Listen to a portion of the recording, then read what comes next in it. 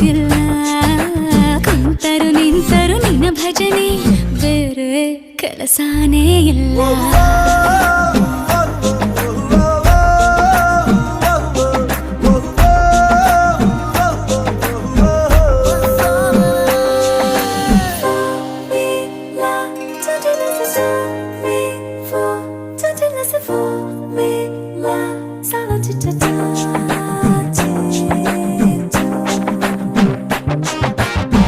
ದಿನ ರಾತ್ರಿಯು ನಿಲ್ಲದೆ ನಿನ್ನ ಜಾತ್ರೆಯು ಸಾಗಿದೆ ಇದಕ್ಕೊಂದು ಪರಿಹಾರ